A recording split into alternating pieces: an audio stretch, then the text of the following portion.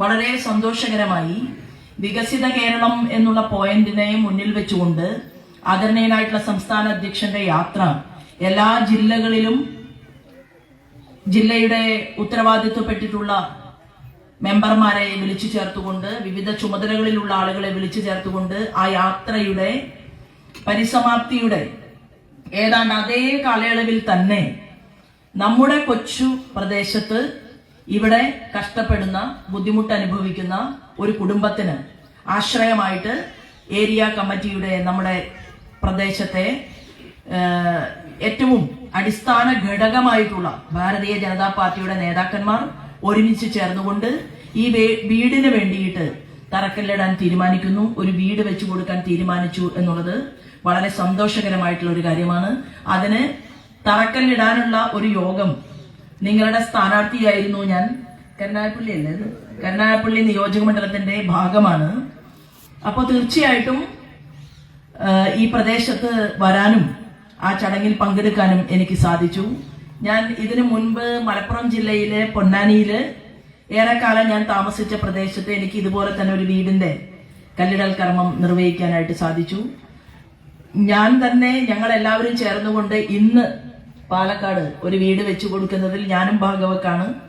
ആ ഒരു ചടങ്ങിനെ മാറ്റി വെച്ചുകൊണ്ട് അത് സംഘത്തിന്റെ അവിടുത്തെ അധികാരിയെ ഏൽപ്പിച്ചിട്ട് ഞാൻ ഇങ്ങോട്ട് വരികയാണ്. കാരണം ഇത് നമ്മളെ നോട്ടീസ് അടിച്ചു, എന്റെ പേര് പറഞ്ഞു ആളുകളോട്, ഞാനാണ് വരുന്നത് എന്ന് പറഞ്ഞതിന് ശേഷം പിന്നീട് നമ്മൾ ആ പരിപാടി മാറ്റാൻ പാടില്ല എന്നുള്ളത് കൊണ്ടാണ് തീർച്ചയായിട്ടും വരണം എന്ന് ജിതിന്റെ ഉൾപ്പെടെയുള്ള ആളുകൾ പറഞ്ഞതിന്റെ അടിസ്ഥാനത്തിൽ ഞാനിവിടെ എത്തിയിരിക്കുകയാണ്. നമ്മൾ ഇവിടെ സന്തോഷത്തോടു കൂടിയിട്ട് ആണ് നിൽക്കുന്നത് എങ്കിൽ പോലും നമ്മുടെ രാജ്യം വളരെ വേദനിക്കപ്പെടുന്ന ചില നിമിഷങ്ങളിലൂടെ നമ്മൾ കടന്നുപോയിരുന്നു.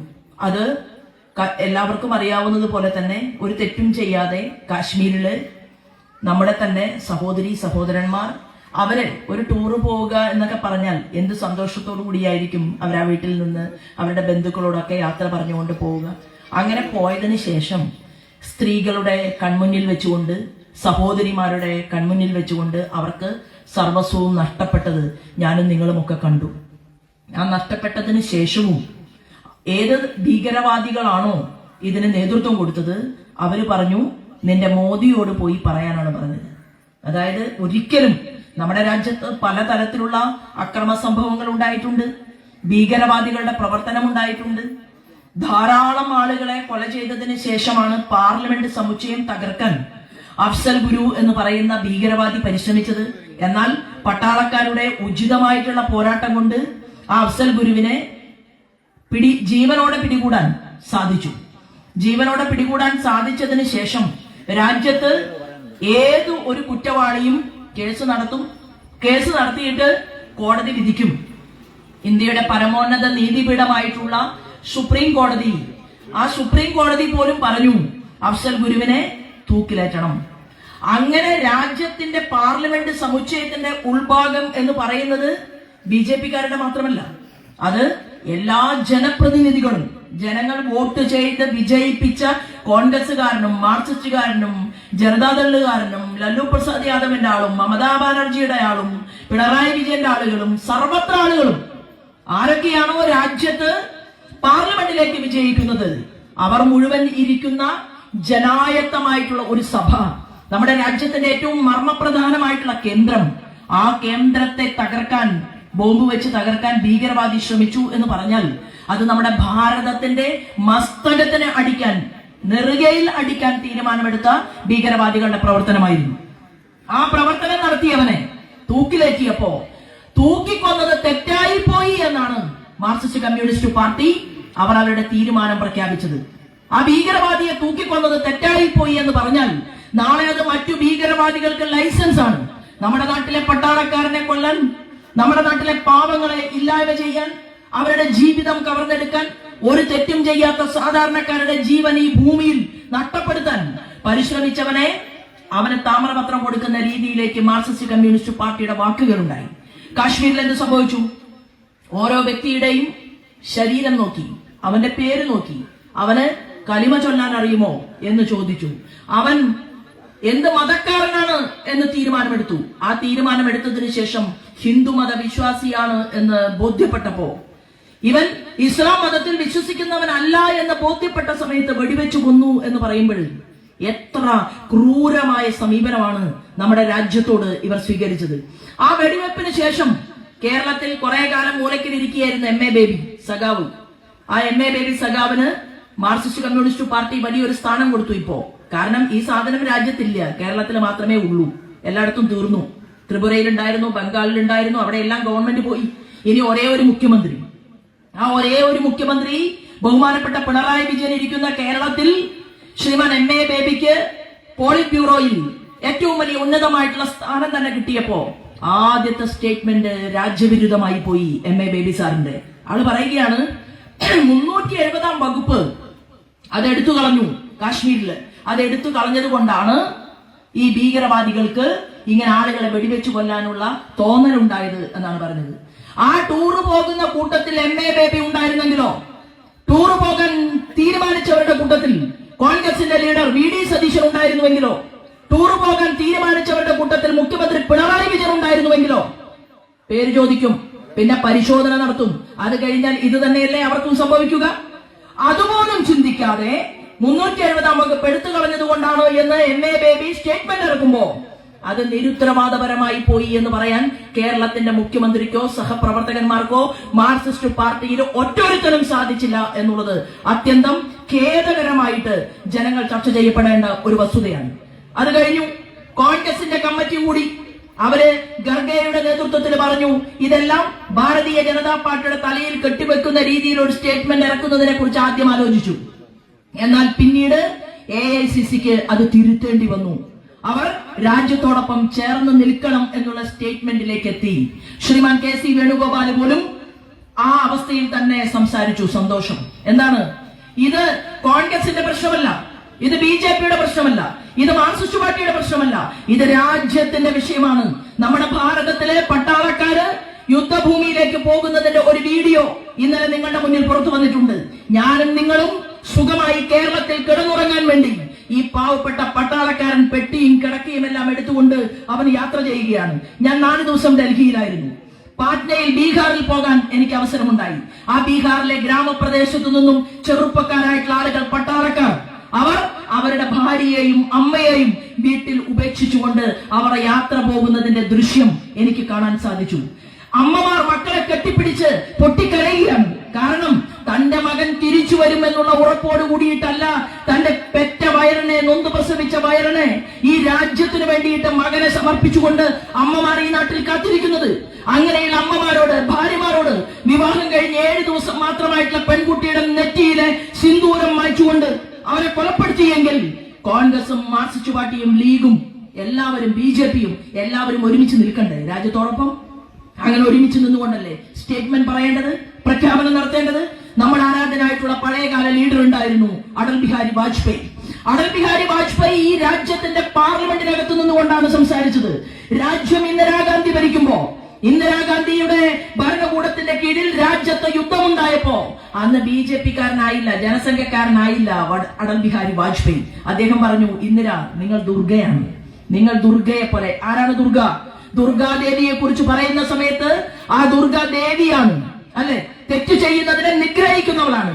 ദുർഗ എന്നുള്ള പേര് ചാർത്തി കൊടുത്തുകൊണ്ട് ആരാധനായ അടൽ ബിഹാരി വാജ്പേയി പറഞ്ഞു, രാജ്യം മുഴുവൻ നിങ്ങളുടെ പിറകിൽ ഒറ്റക്കെട്ടായി നിൽക്കും, നിങ്ങൾ മുന്നോട്ട് പോവുക എന്ന് പറഞ്ഞ ആ പാരമ്പര്യം മനസ്സിലാക്കാൻ സാധിക്കാത്തവർ ഈ നാട്ടിൽ എന്നുമെന്നും ഭീകരവാദികൾ കടന്നു വരണമെന്നും ആ ഭീകരവാദികൾ നമ്മുടെ രാജ്യത്തെ തകർക്കണമെന്നും ആഗ്രഹിക്കുന്നവർ അവരെല്ലാവരും ചേർന്നുകൊണ്ട്, നിങ്ങൾ കണ്ടില്ലേ, കഴിഞ്ഞ ദിവസം TV-യിൽ കണ്ടു, ഭീകരവാദി മരണമടഞ്ഞ് എല്ലാവരും ഒരുമിച്ച് ചേർന്നുകൊണ്ട് പാകിസ്ഥാന്റെ പട്ടാളക്കാര് ഭീകരവാദിയുടെ ഭൗതിക ശരീരത്തെ എത്ര ബഹുമാനത്തോടു കൂടിയിട്ടാണ് അവിടുത്തെ പട്ടാളക്കാരൻ നിൽക്കുന്നത്. കാരണം എന്താണെന്ന് അറിയുമോ?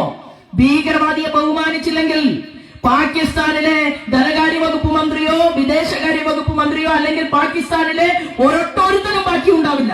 കാരണം ഭീകരന്മാരുടെ മുന്നിൽ വിറങ്ങലിച്ച് നിൽക്കുകയാണ് പാകിസ്ഥാനിലെ ജനപ്രതിനിധികൾ എന്നുള്ളതാണ്. ആ അവസ്ഥയിലേക്ക് ലോകം മുന്നോട്ട് പോയി. എന്നാൽ പഴയ ഭാരതമല്ലിത്. ഈ രാജ്യം ഇപ്പോ ഒരാൾക്ക് ഒരു വീട് വെച്ചു കൊടുക്കാൻ നമ്മൾ തീരുമാനിക്കുന്നു. ആ വ്യക്തി വീടിനകത്ത് സമാധാനമായിട്ട് ജീവിക്കണമെങ്കിൽ നമ്മളെല്ലാം സമാധാനം വേണ്ടിയിട്ടല്ല ശ്രീമാൻ നരേന്ദ്രമോദി പ്രവർത്തിച്ചത്. ആ നരേന്ദ്രമോദി പറഞ്ഞു, ഈ രാജ്യത്ത് 300-ലധികം വരുന്ന പദ്ധതികൾ ഉണ്ടാകണം. നരേന്ദ്രമോദിയുടെ പദ്ധതികൾ കേരളത്തിൽ ഇന്ന് ആവിഷ്കരിച്ചിരുന്നുവെങ്കിൽ BJP-ക്കാർക്ക് ഈ വീട് വെച്ചു കൊടുക്കേണ്ട കാര്യമില്ല. പ്രധാനമന്ത്രി ആവാസ് യോജന പദ്ധതി നമ്മുടെ നേതാവ് കൊണ്ടുവന്നതാണ്. നമ്മുടെ രാജ്യത്തിന്റെ നേതാവ്, BJP-ക്കാരുടെ മാത്രം നേതാവല്ല, രാജ്യത്തിന്റെ നേതാവാണ് ശ്രീമാൻ മോദി. അതുകൊണ്ടാണ് ലോകം മുഴുവൻ ഇന്ന് ഇന്ത്യ എന്തു പറയുന്നു എന്ന് അവർ കാതോർക്കുകയാണ്. ഈ രാജ്യം എന്താണ് ചിന്തിക്കുന്നത് എന്ന് ലോകം കാതോർക്കുകയാണ്. അപ്പൊ നമുക്ക് എന്ത് വേണം? രാഷ്ട്രീയമൊക്കെ വേണം, രാഷ്ട്രീയ പ്രവർത്തനമൊക്കെ വേണം. പക്ഷേ നമ്മുടെ രാജ്യത്തിന്റെ നേർക്ക് ബോംബുകൾ വരുമ്പോൾ, ഈ രാജ്യത്തിന്റെ നേർക്ക് യുദ്ധ സാമഗ്രികൾ വരുമ്പോ, അവിടേക്ക് ഡ്രോണുകൾ വരുമ്പോ, നമ്മുടെ രാജ്യത്തെ തകർക്കാൻ വേണ്ടി ആരെങ്കിലും തീരുമാനമെടുക്കുമ്പോ, അതിന്റെ മുന്നോടിയായിട്ട് നമ്മുടെ ആളുകളുടെ ചോര ചിന്തിക്കുമ്പോ, അവിടെ പ്രധാനമന്ത്രി ഒരു സ്റ്റേറ്റ്മെന്റ് പറഞ്ഞു കഴിഞ്ഞാൽ ആ പ്രധാനമന്ത്രിയോടൊപ്പം ഈ ഇരിക്കുന്ന മുഴുവൻ അമ്മമാരോടും എനിക്കുള്ള അഭ്യർത്ഥന എന്ന് പറയുന്നത് ഓപ്പറേഷൻ സിന്ദൂർ എന്നാണ് പേരിട്ടത്. എന്തുകൊണ്ടാണ്? ഈ സിന്ദൂരത്തിനെ, കുങ്കുമത്തിനെ, സീമന്തരേഖയിൽ ചാർത്തിയ സിന്ദൂരത്തിനെ മായ്ച്ചു കളയാൻ വേണ്ടി പരിശ്രമിക്കുകയും ആ സ്ത്രീ പറഞ്ഞു, ഭർത്താവിനെ വെടിവെച്ചു കൊന്നു കഴിഞ്ഞപ്പോ ആ സ്ത്രീ ഇന്ന് ആ ഭീകരവാദിക്ക് മനസ്സിലായില്ല ഈ അഭിനവ മകളും രാമചന്ദ്രേട്ടന്റെ ഭാര്യയും അതുപോലെ തന്നെ വിവിധ സംസ്ഥാനങ്ങളിൽ നമുക്ക് നഷ്ടമായിട്ടുള്ള നമ്മുടെ സഹോദരന്മാരും. നിങ്ങൾക്കറിയുമോ, ആ ഒരു മുസൽമാൻ ചെറുപ്പക്കാരൻ, അവൻ എന്തിനാണ് അവന്റെ ജീവൻ കളഞ്ഞത്? ബഹുമാനത്തോടും ഭയഭക്തിയോടും കൂടി നിൽക്കുന്ന സിദ്ധരാമയ്യയെ എനിക്കും നിങ്ങൾക്കും കാണാൻ സാധിച്ചു. വിവിധ സംസ്ഥാനങ്ങൾ ഔദ്യോഗിക ബഹുമതികളോടുകൂടി ആ ശവശരീരം ഏറ്റുവാങ്ങിയപ്പോ സ്വന്തമായിട്ട് ഫ്ലൈറ്റ് ഉള്ള പിണറായി വിജയന് തിരുവനന്തപുരത്ത് നിന്ന് കൊച്ചി വരെ വരാൻ പറ്റിയില്ല, വന്നില്ല കേരളത്തിന്റെ മുഖ്യമന്ത്രി. ആ ഭൗതിക ശരീരത്തോട് അനാദരവ് കാട്ടി കേരളത്തിന്റെ മുഖ്യമന്ത്രി. അനാദരവ് കാട്ടിയതിനു ശേഷം രാജ്യം മുഴുവൻ ഈ വിഷയം ചർച്ച ചെയ്തു, നവമാധ്യമങ്ങൾ ചർച്ച ചെയ്തു. അവസാനം കെട്ടിയൊരുങ്ങി തമ്പുരാൻ പുറപ്പെട്ടു. 3 ദിവസം കഴിഞ്ഞു. ഇതാണോ ഭരണകൂടം? ഇതാണോ രാജ്യസ്നേഹം? ഇതാണോ നമുക്ക് ആവശ്യമുള്ളത്? അല്ല. ഞാൻ പറയാൻ വന്നത്, ശ്രീമാൻ നരേന്ദ്രമോദി ഒരു സ്റ്റേറ്റ്മെന്റ് പറഞ്ഞാൽ, അദ്ദേഹത്തിന്റെ പ്രസംഗത്തിൽ അദ്ദേഹം പറഞ്ഞു, ഏത് ഭീകരവാദ സംഘടനയാണോ നമ്മുടെ രാജ്യത്തെ തകർക്കാൻ വേണ്ടി പരിശ്രമിച്ചത്, ആരാണോ എന്റെ സഹോദരിമാരുടെ നെറ്റിയിലെ സിന്ദൂരം അടർത്തിക്കളഞ്ഞത്, മായ്ച്ചു കളഞ്ഞത്, ആരാണോ എന്റെ മക്കളുടെ ജീവൻ എടുത്തത്, ഏതറ്റം വരെയും ഞാൻ പോകുമെന്ന് പ്രഖ്യാപനം നടത്തിയിട്ടുണ്ടെങ്കിൽ, പാകിസ്ഥാൻ എന്ന് പറയുന്ന കുട്ടി രാജ്യമുണ്ടല്ലോ, ആ കുട്ടി രാജ്യത്തോട് യുദ്ധം ചെയ്യാൻ അറിയാഞ്ഞിട്ടല്ല, പക്ഷേ അവിടെയും മര്യാദ പാലിച്ചു. അവിടെയും ഒരക്ഷരെ പോലെ ഉണർന്ന് പ്രവർത്തിച്ചുകൊണ്ട് രാജ്യത്തിന്റെ പ്രധാനമന്ത്രി. എങ്ങനെ? അത് നമ്മുടെ നയതന്ത്രമാണ്. ഒരു തെറ്റും ചെയ്യാത്ത പാകിസ്ഥാനിലെ സാധാരണക്കാരായിട്ടുള്ള മനുഷ്യർ തിങ്ങിപ്പാർക്കുന്ന ഒരു പ്രദേശത്തെയും ആക്രമിക്കാൻ നമ്മുടെ രാജ്യത്തിന് താല്പര്യമില്ല. കാരണം ഈ രാജ്യം പണ്ട് ബസ്സിൽ യാത്ര ചെയ്തുകൊണ്ടാണ് അടൽ ബിഹാരി വാജ്പേയി പാകിസ്ഥാനെ കൈകൊടുക്കാൻ പോയത്, ആ പാകിസ്ഥാനെ സഹായിക്കാൻ പോയത്. ഇവിടെ ഇത്രയും വലിയ കൊറോണയുടെ തരംഗമുണ്ടായ സമയത്ത് ലോക രാജ്യങ്ങളിലേക്ക് പാകിസ്ഥാൻ ഉൾപ്പെടെ, അഫ്ഗാനിസ്ഥാൻ ഉൾപ്പെടെ വിവിധങ്ങളായിട്ടുള്ള ലോക രാജ്യങ്ങളിലെ മനുഷ്യരുടെ ജീവൻ നിലനിർത്താൻ വേണ്ടി കൊറോണ വാക്സിൻ സൗജന്യമായി കൊടുത്ത ലോകാരാധ്യനായിട്ടുള്ള പ്രധാനമന്ത്രിയാണ് ശ്രീമാൻ നരേന്ദ്രമോദി. ആ നരേന്ദ്രമോദിയുടെ മക്കളെ തൊടാൻ തീരുമാനമെടുത്തത് കൊണ്ടാണ് ഇത്തരം ഒരു സാഹചര്യം ഉണ്ടായത്. ഇന്ന് ലോകത്തെ 3ാമത്തെ സാമ്പത്തിക ശക്തി രാഷ്ട്രമായിട്ട് നമ്മുടെ രാജ്യം മാറാൻ പോകുന്നു. മാറ്റുമെന്നാണ് മോദി പറഞ്ഞിട്ടുള്ളത്. മോദിജി പറഞ്ഞത് പ്രവർത്തിക്കുമെന്നുള്ള കാര്യത്തിൽ ഒരു തർക്കവും വേണ്ട. ലോകത്തിന്റെ വലിയ വലിയ ഫിനാൻസ് ഇൻസ്റ്റിറ്റ്യൂട്ടുകൾ നമ്മുടെ രാജ്യത്തെ നോക്കി പറയുകയാണ്, ഭാരതം മുന്നേറുകയാണ്. എന്തുകൊണ്ട്? ഇവിടുത്തെ ജനങ്ങൾക്ക് ആത്മവിശ്വാസമുണ്ട്. ഭാരതത്തിൽ നിന്ന് പോയി ലോകരാജ്യങ്ങളിൽ, ഇസ്ലാമിക രാജ്യങ്ങളിൽ ജോലി ചെയ്യുന്ന ചെറുപ്പക്കാർ, അവർക്ക് വിശ്വാസമുണ്ട്. അവരുടെ മതം ഇസ്ലാം മതമാണ്, പക്ഷേ അവരുടെ രാജ്യം അതേതാണ്? അത് ഭാരതമാണ്.